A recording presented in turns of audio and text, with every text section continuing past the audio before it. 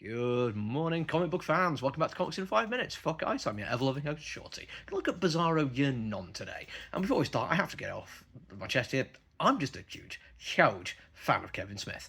Been a fan since I was a young man. When Clerks was an indie darling movie, me and some friends basically pirated a copy from a VHS rental store. Yes, that's how old I am.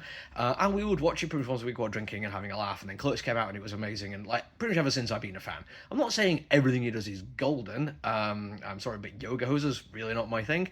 And I do think when it comes to comic books, he suffers a little bit from being a massive fan of comic books, but trying to recreate a more cinematic medium within. Sometimes this can work, sometimes it doesn't. I'm looking at Daredevil for just how ridiculously wordy it was in terms of how he writes his scripts, and I don't think it worked as well for the kind of character-driven stuff that Daredevil and the action-driven stuff that Daredevil usually does. He is not as good when it comes to doing the action stuff. He can have fun doing it, he can do it comedically at times, and I think that's worthwhile, but yeah, there's not a lot I'd really reach out and be like, this is the Kevin Smith comic book you should read. I'd say maybe apart from his Green Arrow one, which I really liked. That was cool.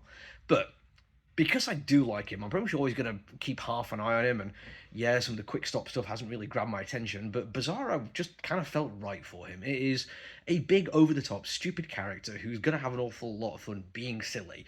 And I was like, right, okay, let him go to town on his sense of humor.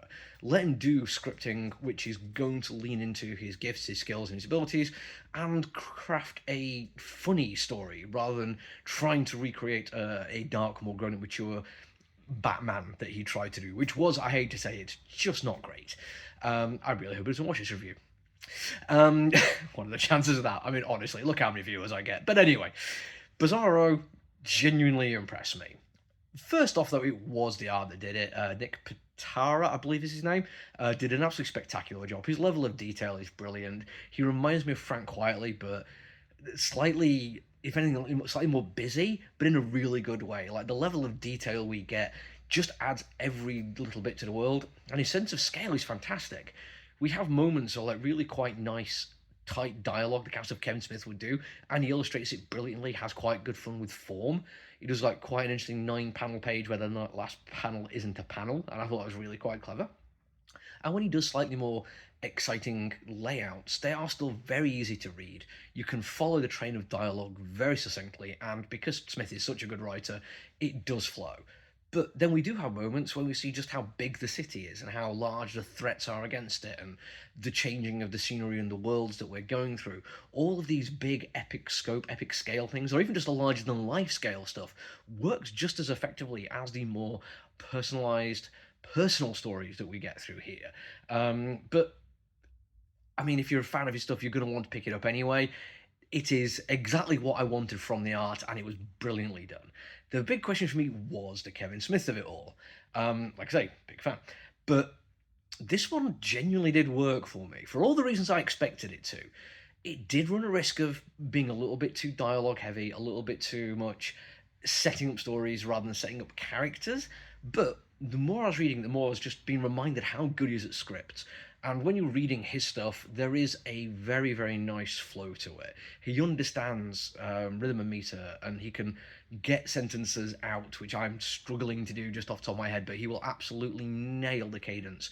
The kind of stuff that if you read it out loud, you are going to get more from.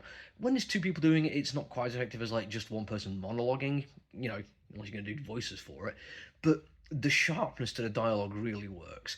There is a couple of instances where I feel conversations overrun. I feel like he gets his point across quicker than he thinks he does and feels the need to just hammer home the last point just a little bit more, which I feel does get in the way of the flow ever so slightly. Not so much it really annoyed me, it's one of those just, room to improve kind of things.